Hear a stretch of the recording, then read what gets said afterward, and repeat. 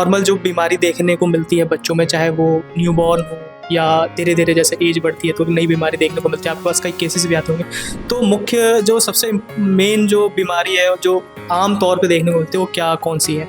ज़्यादातर हमें आजकल अनीमिया देखने के मिल रहा है बच्चों में। आज के समय में डाइट जो है वो इतनी ढंग की नहीं मिल पाती है और बच्चों में काफ़ी कुछ जैसे वेट लॉस और मतलब छोटापन बौनापन देखने को मिल जाता है। हाइट को लेकर के भी थोड़ा इशू आते हैं। जब माँ गर्भवती होने के लिए प्लान कर रही है, अगर तब से उन्होंने अपने भोजन का ध्यान नहीं रखा तो एक स्वस्थ बच्चे को जन्म देना एक बहुत ही मुश्किल चीज़ है। क्योंकि जैसे कि कई छोटे बच्चे होते हैं ना, उनको जल्दी बीमारी पकड़ लेती है।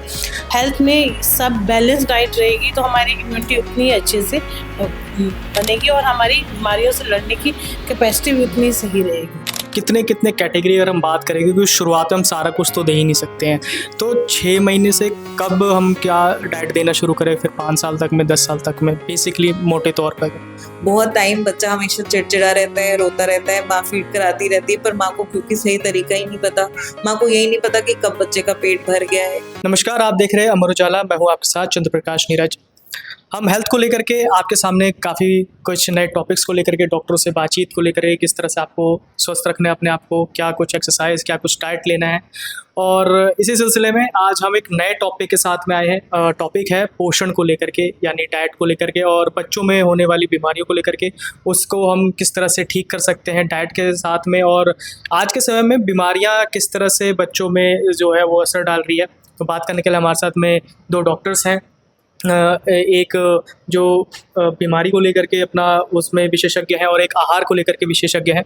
2 डॉक्टर्स हमारे साथ में, डॉक्टर रचना मैम हैं और डॉक्टर अमृत मैम हैं। तो इनसे हम बातचीत करेंगे कि किस तरह से जो आजकल के समय में बच्चों में बीमारियां और जो मेल न्यूट्रिशन है, जो कुपोषण है, वो देखने को मिलता है। सबसे पहले हम डॉक्टर अमृत मैम से बात करेंगे।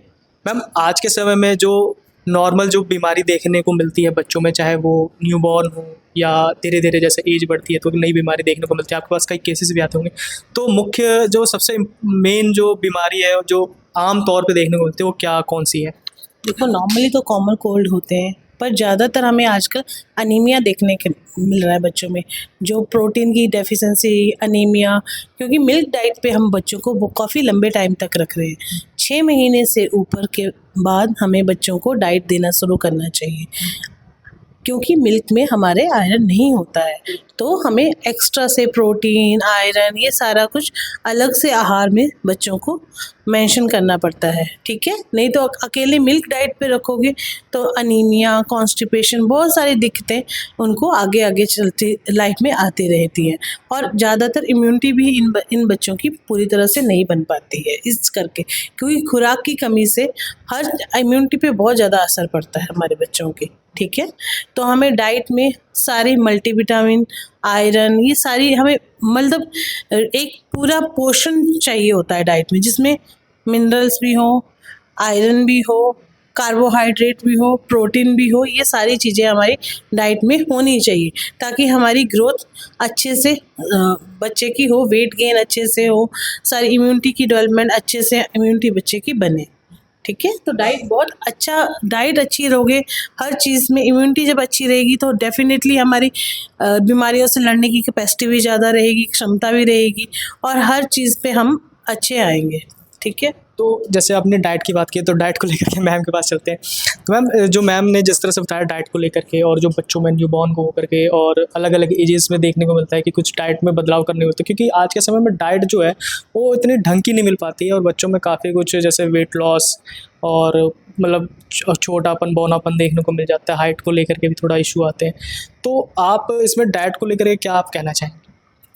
सबसे पहले तो मैं ये कहना चाहती हूँ कि जब भी कभी हम पोषण की बात करते हैं तो बच्चे को पोषण मिलता कहाँ से? बच्चे को पोषण मिलता है माँ से। अगर हमने जब माँ गर्भवती होने के लिए प्लान कर रही है, अगर तब से उन्होंने अपने भोजन का ध्यान नहीं रखा तो एक स्वस्थ बच्चे को जन्म देना एक बहुत ही मुश्किल चीज़ है। अगर माँ खुद अनीमिक है, बच्चा कम आयरन स्टोर के साथ पैदा होगा, उसको वो वापस उस तरह का वेट, उस तरह का हाइट गेन करने में एक नॉर्मल बच्चे से, एक नॉन अनेमिक मदर को जैसा बच्चा होगा और एक अनियमित मदर को एक बच्चा जैसा होगा, उन दोनों बच्चों के पोषण में, स्वास्थ्य में ज़मीन आसमान का अंतर होता है। तो सबसे ज़्यादा जो आज के समय में हमें फोकस करने की ज़रूरत है कि प्रेगनेंसी से पहले, और प्रेगनेंसी का फर्स्ट ट्राइमेस्टर हम सब जानते हैं बहुत मुश्किल होता है, मॉर्निंग सिकनेस और ये सारी चीज़ें करके बहुत सारे शारीरिक बदलावों की वजह से माँ ठीक से खा भी नहीं पाती है। तो उस टाइम पे एक प्रॉपर डाइट लेने को कहना या बार बार जोर देने से भी कुछ भी फ़ायदा नहीं है, क्योंकि पहले से ही जो उनके स्टोर्स हैं, चाहे हम आयरन की बात कर लें, चाहे हम प्रोटीन की बात कर लें, चाहे हम कैल्शियम की बात कर लें, और अलग अलग विटामिन की बात कर लें, विटामिन डी की बात कर लें, विटामिन B12 की बात कर लें, ये सारी चीज़ों में जो हमारी गर्भवती माएँ होती हैं ये पहले से ही कम होते हैं इनके पास। फिर अब क्या है, अब एक शरीर को पालना था, अब आपको एक और शरीर को अपने अंदर पालना है। अब इस शरीर में जो छोटा बच्चा है उसको हर चीज़, जितना भी पोषण है वो अपनी माँ से मिल रहा है। तो अगर माँ के पास वो चीज़ें पहले से खुद ही कम है तो वो बच्चों को सही मात्रा में वो चीज़ें नहीं दे पाएंगे, क्योंकि उनको खुद भी जीवित रहना है, मतलब ये नेचर है। तो वो बच्चे को वो सब चीज़ें कम कम देंगे। अब जन्म से लेके 6 महीने तक बच्चा जो होता है वो माँ के दूध पे आश्रित होता है, तो अगेन वो माँ के स्टोर से चीज़ें जाती जा रही हैं। ऑल्दो जो हमारा पूरा एंटीनेटल केयर है उसमें हम आयरन, फोलिक एसिड, कैल्शियम ये सारी चीज़ें देते हैं, पर ये सब चीज़ें सप्लीमेंट्स हैं। ठीक है, ये सप्लीमेंट क्यों हम इसको सप्लीमेंट वर्ड कहते हैं, कि जो आपको खाना है, जो आपकी रोज़ की ज़रूरत है वो आपको पूरी करनी है, प्लस आपको सप्लीमेंट करना है, एक्स्ट्रा लेना है। सप्लीमेंट का मतलब है एक्स्ट्रा। सप्लीमेंट का मतलब ये नहीं है कि ये चीज़ हमेशा रहेगी। सप्लीमेंट उस टाइम में जो एक्स्ट्रा ज़रूरत आ गई है वो पूरा करने तो के लिए। सप्लीमेंट मैम जैसे कि मेडिसिन वगैरह, या मतलब कि खाने में कुछ एक्स्ट्रा या कुछ खाने में भी ध्यान देने की बहुत ज़रूरत है। जैसे नॉर्मल बहुत सारे रिसर्चेस होती रहती हैं, तो जैसे अगर दाल है, अगर आपने दाल ऐसे उबाली और खा ली तो आपको प्रोटीन का ही अच्छा सोर्स है।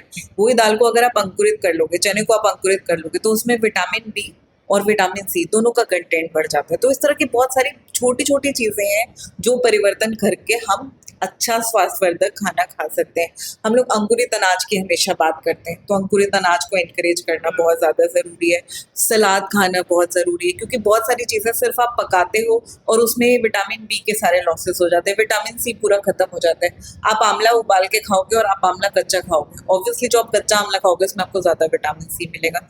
तो सबसे पहले प्री कंसेप्शन हो, जब कंसीव करने से पहले जो है माँ 18 से 25 वर्ष या जिस भी उम्र में वो है, पहले वो अपने पोषण पे ध्यान दें कि पता है उनको कि हाँ ठीक है आगे उनको कंसीव करना है। फिर प्रेगनेंसी टाइम में वो ध्यान दें, अपने स्टोर्स पूरे करके फिर वो कंसीव करें, और उस टाइम पे भी अपनी डाइट में जो हम कहते हैं एडॉन, विटामिन्स, मिनरल्स, इन चीज़ों का ध्यान रखें। अपने सप्लीमेंट रेगुलरली लें। जैसे हम आयरन, फॉलिक एसिड, बहुत सारी स्टडीज़ हुई हैं, आयरन फॉलिक एसिड भाई 90 दिन लेना है, 120 दिन लेना है, लोग नहीं ले पाते हैं, वो कम ले पाते हैं। कोई कहता है उसको खा के हमें अच्छा नहीं लगता, कोई कहता है हमें नौजिया जैसा फील होता है। तो ये सब सही गाइडेंस कि जब आयरन लेना है तो उसके साथ विटामिन सी भी लेना है। आप 1 गिलास नींबू पानी पी सकते हो, एक आंवला खा सकते हो, जिससे वो आयरन अच्छे ढंग से हमारे शरीर में अवशोषित होगा। आप जितना मर्जी कैल्शियम खा लो, जितना मर्जी आयरन खा लो, अगर आपकी बॉडी में प्रोटीन नहीं है, ठीक है, तो वो आपके शरीर के काम नहीं आ सकता। अगर कैल्शियम आप बहुत सारा खा लो पर विटामिन डी आपके शरीर में कम है, उस कैल्शियम का आपकी हड्डियों को कोई फ़ायदा नहीं होगा। तो ये सब चीज़ें बहुत बेसिक हैं, बहुत ज़रूरी है उनको पता होना। ऑल्दो एंटीनेटल केयर में ये सारी बातें बताई जाती हैं, और अगर माँ स्वस्थ है तो बच्चा अपने आप स्वस्थ है, ये चीज़ कोई नहीं रोक सकता। मैम बीमारियों को लेकर के बात की जाए तो आम तौर पे जैसे कि कोल्ड और फीवर जैसे बच्चों में होता है, तो इसका बचाव क्या हो सकता है? मतलब क्योंकि जैसे कि कई छोटे बच्चे होते हैं ना, उनको जल्दी बीमारी पकड़ लेती है, जैसे कि 6 महीने साल भर के जो बच्चे होते हैं ज़्यादातर इनको ये बीमारियां देखने को मिलती है। तो पहले तो हम थोड़ा सा आइसोलेशन करें कि जिनको जैसे बिल्कुल ही छोटे बच्चे हैं, जब किसी को बीमारी है तो वो थोड़ा मास्क वेयर करे। अगर माँ को भी हमारी को जैसे कफ कोल्ड है तो माँ भी अपना मास्क लगा के उसको फीडिंग कराएं, और ये प्रॉपर हम कुछ जो चीज़ें हैं प्रिकॉशन वो रख सकते हैं। माँ का दूध देना ज़रूरी है, क्योंकि एंटीबॉडीज़ माँ के दूध से बच्चे को जाती रहती हैं, ठीक है। और अगर 102 से नीचे फीवर है, जैसे माँ का दूध की बात की है तो क्या एज मतलब तक उसको देखो हम जैसे कहते थे पहले तो बहुत टाइम तक मदर फीडिंग चलता रहता है। नाउ डेज हम 1.5 साल के बाद अवॉइड करते हैं मदर फीडिंग, और हम 6 मंथ के बाद कहते हैं कि बच्चे को आहार स्टार्ट करें, जो वीनिंग डाइट होती है वो स्टार्ट करें, और धीरे धीरे ग्रेजुअली उस आहार को बढ़ाएं। उसमें सारी मात्रा होनी चाहिए प्रोटीन की, जैसे पालक वगैरह दीजिए, हर चीज़ को बिल्कुल मैश करके ग्राइंड करके बिल्कुल हम जैसे दही की तरह सॉफ्ट कंसिस्टेंसी बनाएं, हर चीज़ को थोड़ा बॉयल करके स्टीम करके फिर दें, ठीक है। और डाइट को हम ग्रेजुअली बढ़ाएं और मिल्क को धीरे धीरे हम कम करें ताकि बच्चा डाइट पे प्रॉपर आए और सारी उसके जो नेसेसरी मिनरल विटामिन्स और सब कुछ आयरन वगैरह उसे मिले प्रॉपरली, ठीक है। तो और बाकी चीज़ें अगर हमारी हेल्थ में सब बैलेंस डाइट रहेगी तो हमारी इम्यूनिटी उतनी अच्छे से बनेगी और हमारी बीमारियों से लड़ने की कैपेसिटी भी उतनी सही रहेगी और हमारी इम्यूनिटी जितनी अच्छी स्ट्रांग रहेगी हम इन कॉमन कोल्ड से जल्दी ही रिकवर कर जाते हैं। मैम कॉमन कोल्ड और फीवर के अलावा भी कोई और बीमारी देखने को? हाँ, बच्चों में देखो 1 ईयर तक हम देखते हैं ज़्यादातर अनीमिया आता है, कॉन्स्टिपेशन बहुत कॉमन देखी है क्योंकि ज़्यादातर बच्चे मिल्क डाइट पे रहते हैं तो उनके करके उनको अनीमिया रहता है, पूरा ब्लड उनका बन नहीं पाता क्योंकि बाकी न्यूट्रिशन वो लेते नहीं हैं, डाइट पे ज़्यादातर जाते हैं, ना दूध में आयरन होता है ना बाकी चीज़ें होती हैं, तो उनको ये चीज़ें रहती हैं आगे क्योंकि 6 महीने तक तो हम वैसे भी कुछ खिला पिला नहीं सकते, उसके बाद ही शुरू करते हैं और धीरे धीरे उसको ग्रेजुअली हमें बढ़ाना होता है। दूध में थोड़ा हम दिन में अब कम करेंगे, धीरे धीरे डाइट को बढ़ाएंगे, ये सारी चीज़ें हमें अपनी जो मदर्स हैं उनको भी समझाना होता है, फैमिली को भी बताना होता है। तो धीरे धीरे ये है कि डाइट हम बढ़ाते रहें, फिर मिल्क थोड़ा धीरे धीरे कम करेंगे, उसी से हमारी इम्यूनिटी भी बूस्ट होगी और शरीर को सारी न्यूट्रिशन भी मिलेगी, प्रोटीन मिलेगा जिससे मसल मास गेन होगा, बाकी चीज़ें होंगी बेबी की। मैम डाइट को लेकर के एक जैसे कि बात आती है जैसे हरियाणा वाली तरफ में जैसे छोटे बच्चे होते हैं उनको दूध दही घी बिल्कुल ऐसे मतलब कहते खिलाते, क्योंकि मेरे एक साथी भी हैं वो हरियाणा के ही हैं, उनके भी अभी ट्विंस हुए हैं, तो मतलब कि कहते हैं कि दूध दही और घी हमारा ज़्यादा फोकस रहता है, हम और उससे ज़्यादा और कुछ नहीं रहते शुरुआत के में। तो दूध दही और घी ये कितना मतलब, और इसके अलावा और क्या और सोर्सेज हो सकते हैं मतलब बच्चों के लिए जो किसी को भी स्वस्थ रहने के लिए बच्चों के लिए भी और बाकी सब लोगों के लिए भी आपको सारे पोषक तत्व चाहिए। अगर हम दूध की बात करते हैं तो दूध जो आपका है वो प्रोटीन का ठीक ठाक सोर्स है।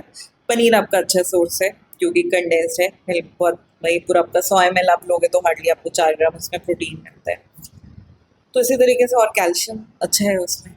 इसके अलावा थोड़ा बहुत लैक्टोज शुगर होता है और थोड़े बहुत विटामिन ए डी थोड़े बहुत अमाउंट में होते हैं, पर ये सब कुछ नहीं है, ठीक है। आपको प्रोटीन और चाहिए, आपको कैल्शियम भी और चाहिए, आपको जैसे मैम ने बोला कि दूध में आयरन नहीं है, आपको आयरन और चाहिए, आपको सारे बी विटामिन्स चाहिए, तो ये आपको कार्बोहाइड्रेट चाहिए, आपको फैट चाहिए। अगर घी ले रहे हैं तो ठीक है, पर अदरवाइज आपको फैट भी और चाहिए। तो ये सब चीज़ों के लिए आपको एक पूरी, जिसको हम कहते हैं पूरी थाली चाहिए, सारे ही उसमें पोषक तत्व होने चाहिए। तो दूध दही और ये सारी चीज़ें अच्छी हैं, पर जैसे गाजर हो गया, जैसे पालक हो गया, और प्रोटीन के लिए दालें हो गई हमारी, अनाज हो गया, फल हो गए। फलों में मैम ने बोला कॉन्स्टिपेशन बहुत कॉमन है, तो फाइबर के लिए आपको फ्रूट्स, सब्जियाँ, ये सारी चीज़ें, तो पूरा पैकेट है ये। इसमें से ऐसा नहीं कि कोई चीज़ हम ज़्यादा दे के कोई चीज़ कम रख के नहीं चला सकते काम। हमको सब कुछ संतुलित मात्रा में देना बच्चे को बहुत ज़्यादा ज़रूरी है। जैसे जैसे उनकी उम्र बढ़ती जाती है वैसे वैसे इन सब चीज़ों, जैसे अभी उम्र की बात है, जैसे कितने कितने कैटेगरी अगर हम बात करें, क्योंकि शुरुआत में हम सारा कुछ तो दे ही नहीं सकते हैं, तो 6 महीने से कब हम क्या डाइट देना शुरू करें, फिर 5 साल तक में, 10 साल तक में, बेसिकली मोटे तौर पर? 6 जैसे हम ये जो डिवीजन करते हैं, ये 6 महीने तक तो एक्सक्लूसिव ब्रेस्ट फीडिंग का टाइम है। और यहाँ पे मैं ये भी एक बात कहना चाहती हूँ कि बहुत सारी माएँ हैं, सब जगह बच्चे निरंतर पैदा हो रहे हैं, पर उसमें भी बहुत जो अंडरस्टैंडिंग है इस चीज़ के लिए कम है कि सही तरीका क्या है स्तनपान का, इसके बारे में भी बहुत कम लोग जानते हैं, बहुत कम लोग जानते हैं। ऑल्दो अगेन मैं बोलूँगी एंटीनेटल केयर में बहुत काउंसलिंग की जा रही है ब्रेस्ट फीडिंग को लेके, पर क्या होता है कि लोग ये सोचने लगते हैं कि सिर्फ जन्म देने से ही माँ को बच्चे को दूध पिलाना आ जाता है, पर ऐसा नहीं है। बहुत टाइम बच्चा हमेशा चिड़चिड़ा रहता है, रोता रहता है, माँ फीड कराती रहती है, पर माँ को क्योंकि सही तरीका ही नहीं पता, माँ को यही नहीं पता कि कब बच्चे का पेट भर गया है, माँ को यही नहीं मालूम कि कब मतलब पूरी तरीके से बच्चा सेटिस्फाइड हो गया है या उसका मतलब जो भी यूरिनेशन है या जो भी फीसेस है, ये सब चीज़ें नॉर्मल चली, ये सब चीज़ों का माँ को कोई आइडिया ही नहीं होता है। सब लोग ये सोच लेते हैं क्योंकि उनको बच्चा हो गया तो इसलिए उनको दूध पिलाना और बच्चे का ख्याल रखना भी आ जाएगा, ऐसी बात नहीं है। ये सब चीज़ें भी सीखने की है। करेक्ट लैचिंग, इसको हम लैचिंग शब्द बोलते हैं, कि किस तरह से बच्चे को पकड़ना है, किस तरह से सही तरीके से उसको फीड कराना है, कब ये पता चल जाएगा कि बच्चे का पेट भर गया है। ये सारी भी बहुत बहुत इम्पोर्टेंट चीज़ें हैं, और अगर इसको हम सही से कर पाते हैं तो बहुत लेवल तक हम कुपोषण रोक सकते हैं। कॉम्प्लीमेंट्री फीडिंग पे बच्चा 6 महीने के बाद आता है, पर हमारे देश में बहुत सारे बच्चे जन्म से 6 महीने के बीच में ही कुपोषित हो जाते हैं, और वो सिर्फ एक तरीके से हम एड्रेस कर सकते हैं कि सही तरीका क्या है स्तनपान का, वो हम माँओं को सिखाएं ताकि वो अपने बच्चों पे ज़्यादा अच्छे तरीके से ध्यान दे पाएँ। जहाँ तक आप कैटेगरीज़ की बात कर रहे हैं, 1 से 3 साल तक की फिर कैटेगरी है, 0 to 6 हमारा एक्सक्लूसिव ब्रेस्ट फीडिंग है, फिर 6 से 1 साल, फिर 1 साल से 3 साल, फिर 3 साल से लेके 5 साल, फिर 5 से 7, 7 से 9, फिर 9 से 12 और फिर 12 से 18। इस तरह से हमारी कैटेगरी, और फिर एडल्ट्स। इस तरह से हमारी भोजन की कैटेगरीज बनी हुई हैं, डाइटरी गाइडलाइंस जिसको हम बोलते हैं, या न्यूट्रिएंट रिकमेंडेशन। तो हर एज ग्रुप के लिए जो पोषक तत्वों की मात्रा है, वो जो हमारा Indian council of medical research है, वहाँ पे नेशनल इंस्टीट्यूट ऑफ न्यूट्रिशन है जो फिक्स कर देते हैं।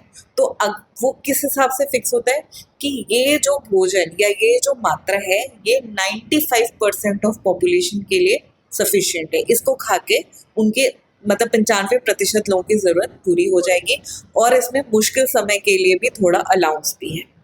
तो ये हर ग्रुप के लिए हमारा अलग अलग है। इस पे अगर हम ध्यान दें तो हम अपने बच्चों की सेहत अच्छी रख सकते हैं। तो अभी हमने मैम से रचना मैम और अमृत मैम से जाना कि क्या हम डाइट ले सकते हैं, और बच्चों में आमतौर पे ज़्यादा बीमारियां क्या देखने को मिलती है, और उससे हम किस तरह से उसको हम प्रिवेंट कर सकते हैं, खुद का ख्याल, बच्चों का ख्याल रख सकते हैं। तो और वैसे भी देखा जाए तो जो भारत की जो रैंकिंग है वो ग्लोबल हंगर इंडेक्स के हिसाब से 2024 का 127 में से 105वें स्थान पर देखा गया है, जो काफ़ी ख़राब है। धीरे धीरे सरकार की भी कई स्कीम्स है इसको लेकर के, वो धीरे धीरे आ भी रहे हैं, लोगों को जागरूक भी किया जा रहा है कि किस तरह से हम अपना जो बच्चों का उस तरह ख्याल रख सकें, और जो हंगर इंडेक्स है उस पर हम और कैसे अच्छे पोजीशन पे हम धीरे धीरे बढ़ सकते हैं। मैम से हमने काफ़ी कुछ जाना, अभी हम और भी जानेंगे। आपके कुछ कमेंट्स आप बताइए कि हम और क्या टॉपिक्स पे मैम से हम जानकारी ले सकते हैं, आपको और क्या किस चीज़ को लेकर के जागरूक कर सकते हैं। देखते रहिए अमर उजाला, तब तक के लिए नमस्कार, थैंक यू। अगर आप ये वीडियो YouTube पर देख रहे हैं तो हमारे चैनल को सब्सक्राइब करें और बेल आइकन को दबाना ना भूलें। अगर आप Facebook पर ये वीडियो देख रहे हैं तो हमारे पेज को लाइक करें।